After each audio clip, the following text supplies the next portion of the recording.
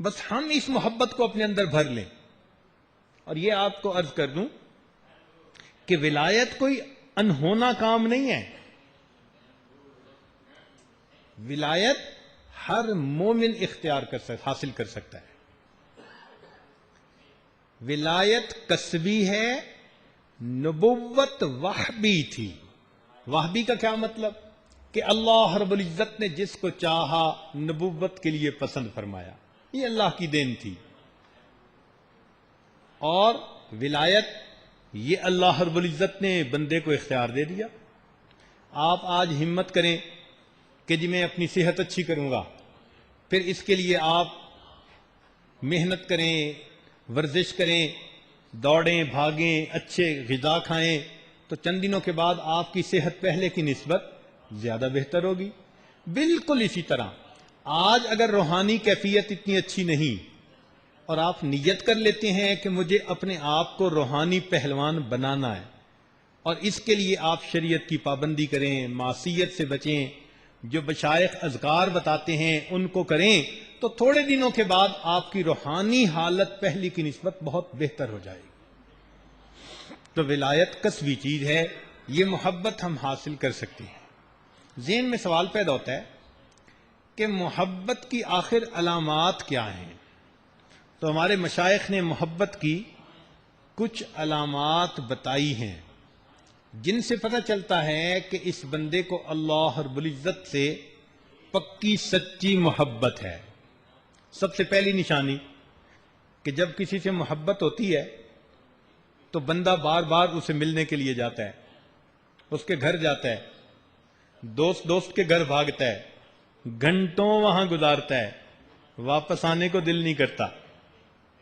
جب بھی پوچھے ماں باپ کہاں؟ جی فلاں دوست کے پاس. یہ نشانی ہے. دوڑ دوڑ کے اپنے دوست کے گھر جانا، اس کے پاس رہنا، وہاں سے آنے کو جی نہ کرے، یہ محبت کی نشانی. اب مومن کو دیکھیے کہ اس کے دل میں اللہ رب العزت کی محبت ہے یا نہیں. اس محبت کا اندازہ آپ کو 5 وقت نماز کے لیے جو مومن مسجد میں حاضر ہوتا ہے اس سے مل جاتا ہے. مومن کو دیکھو، صبح آنکھ کھلی فجر میں، دوڑا مسجد کی طرف فجر کے لیے، پھر ذرا دوپہر کے کام کر کے فراغت ہوئی، دوڑا ظہر کے لیے، پھر عصر، پھر مغرب، پھر عشاء. مومن کا 5 وقت مسجد کی طرف دوڑنا، اذان سن کر تکبیر اولا لینے کے لیے قدم بڑھانا، اس بات کی دلیل کہ اس کے دل میں اللہ رب العزت کی محبت موجود ہے. پھر مسجد میں آ کر بندہ پرسکون ہو جاتا ہے. حدیث پاک میں آیا المؤمن فی المسجد کالسمک فی الماء، کہ جس طرح مچھلی پانی میں آ کر پرسکون ہو جاتی ہے، مومن وہ مسجد میں آ کر اس طرح پرسکون ہو جاتا ہے.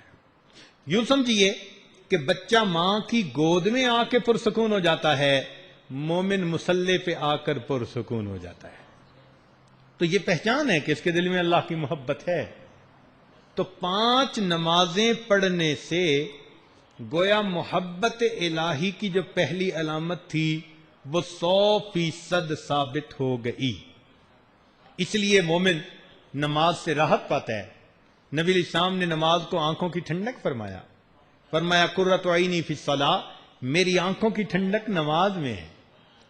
کچھ وقت گزرتا تھا تو آپ کہتے تھے ارحنی یا بلال، بلال میری آنکھوں کو ٹھنڈک پہنچا. یعنی اذان کا وقت ہوتا تو نبی علیہ السلام فرماتے تھے کہ تم اذان دو اور میری آنکھوں کو ٹھنڈک پہنچا دو. سیدہ عائشہ صدیقہ رضی اللہ عنہا فرماتی ہیں ہم نبی علیہ السلام کے پاس بیٹھے ہوتے تھے، کان رسول اللہ صلی اللہ علیہ وسلم یحدثنا ونحدثہ، آپ ہم سے گفتگو فرما رہے ہوتے تھے، ہم آپ سے گفتگو کر رہے ہوتے تھے. لیکن ادھر نماز کا وقت ہوتا تھا کأنہ لم یعرفنا ولم نعرفہ، ایسے اللہ کے حبیب ہو جاتے تھے جیسے نہ وہ ہمیں پہچانتے ہیں نہ ہم ان کو پہچانتے. اب اللہ کی محبت کھینچتی تھی مسجد کی طرف. بلکہ ایک روایت میں تو آیا کہ عائشہ صدیقہ رضی اللہ عنہا فرماتی ہیں میں سامنے گئی تو نبی علیہ السلام نے پوچھا من انتی، تو کون ہے؟ کہنے لگی عائشہ. فرمایا من عائشہ؟ کہنے بنت ابی بکر. کہنے لگے من ابو بکر. فرماتی ہیں میں سمجھ گئی کہ اب اللہ کی محبت کا ایسا غلبہ ہو گیا کہ اب توجہ کسی اور طرف بالکل نہیں جائے گی. تو نماز کی اذان سن کر طبیعت پہ اللہ رب العزت کی محبت یوں غالب آتی تھی، جوش مارتی تھی، اور نبی علیہ السلام پھر مسجد میں جاتے تھے. ہمارے جو اکابر گزرے ان کو بھی اللہ رب العزت نے اپنی محبت میں ایسا ہی کمال دیا. نماز پڑھتے تھے، اللہ اکبر جو کہتے تھے نا تکبیر اولا، ساری دنیا پہ تکبیر پڑھ دیا کرتے تھے، ساری دنیا سے کٹ جاتے تھے، اللہ رب العزت کی طرف متوجہ ہو جاتے تھے. بعض تو ایسے بزرگ گزرے کہ ان کو پتہ ہی نہیں چلتا تھا کہ ان کے قریب ہوا کیا ہے. حضرت شیخ الحدیث رحمۃ اللہ علیہ نے لکھا کہ ایک بزرگ نماز پڑھ رہے تھے، ان کے گھر میں سانپ نکلا تو شور ہوا، لوگ بھاگے ہوئے آئے، سانپ کو مارا گیا. انہوں نے سلام پھیرا، لوگوں کو دیکھا تو پوچھنے لگے اتنے سارے بندے کس لیے آئے ہوئے ہیں؟ پتہ ہی نہیں چلا. بلکہ بعض ایسے مغلوب الحال لوگ ہوتے تھے، اس میں بھی تو پھر آگے بڑھنے والے ہوتے ہیں نا، ایسے مغلوب حال کہ وہ کہتے تھے کہ میں نماز کی نیت باندھ لوں، تم ڈھول بھی بجاؤ گے تو مجھے اس کی آواز نہیں آئے گی. ماشاءاللہ. اور ہماری نماز پڑھ رہے ہو نا نیچے گراؤنڈ فلور پہ، اور تھرڈ فلور پہ کوئی نام لے دے تو ہمیں پتہ چل رہا ہوتا ہے ہمارا نام لیا گیا ہے. ہماری نماز کے اندر صرف اتنی سی توجہ ہوتی ہے، بے توجہ ہی کی نماز ہے. سیدنا علی کرم اللہ وجہہ کے بارے میں آتا ہے کہ تیر گھس گیا جو نکلتا نہیں تھا، تو کسی نے کہا کہ نہیں اب ان کو ڈسٹرب نہ کریں. جب نماز پڑھنے لگے تو انہوں نے زور لگا کے تیر نکال لیا، تو ان کو پتہ نہ چلا. سلام پھر کے کہنے لگے کہ اچھا آپ لوگ تیر نکالنے کے لیے آئے ہیں. ایسی کیفیت ہوتی تھی ان کی. یہ کیا مسئلہ تھا؟ نہ ان کو وقت گزرنے کا پتہ، نہ ان کو ادھر ادھر کیا ہو رہا ہے پتہ ہی نہیں چلتا تھا.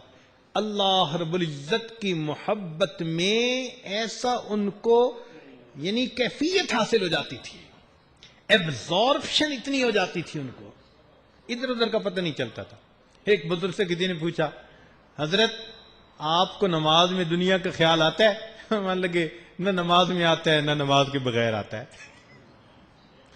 بس اللہ ہی کا خیال رہتا ہے. بس یہ تھے اللہ کے چاہنے والے، ہر وقت اللہ کی طرف دھیان، اللہ رب العزت کی طرف توجہ. چنانچہ شیخ عبد الواحد رحمۃ اللہ علیہ کے سامنے تذکرہ ہوا جی کہ جنت میں نماز نہیں ہوگی. آنکھوں میں آنسو آنے لگ گئے. کسی نے کہا کہ حضرت کیوں رو رہے ہیں؟ فرمایا کہ اگر جنت میں نماز نہیں ہوگی تو پھر جنت میں جانے کا مزہ ہی کیا آئے گا. کتنا مزہ ملتا ہوگا ان کو نماز میں کہ جنت میں جانے کا مزہ ہی کیا آئے گا. سبحان اللہ. مولانا یحییٰ رحمۃ اللہ علیہ لمبا سجدہ کرتے تھے. کسی نے کہا کہ حضرت اتنا لمبا سجدہ؟ فرمایا ہاں میں سجدے میں جاتا ہوں، ایسی کیفیت ہوتی ہے کہ جیسے میں نے اپنے آقا کے قدموں پر سر رکھ دیا، اب سر اٹھانے کو میرا جی نہیں چاہتا. اللہ اکبر. الساجد یسجد علی قدمی اللہ. کوئی ایک سجدہ ہمیں بھی ایسا نصیب ہو جاتا. نشان سجود تیری جبیں پر ہوا تو کیا، نشان سجود تیری جبیں پر ہوا تو کیا، کوئی ایسا سجدہ کر کے زمین پر نشان رہے. کوئی سجدہ ہمیں بھی ایسا نصیب ہو جاتا. آج ہم سجدے میں جاتے ہیں تو ہمارے سجدے بے ذوق سجدے، بے سرور نماز ہے.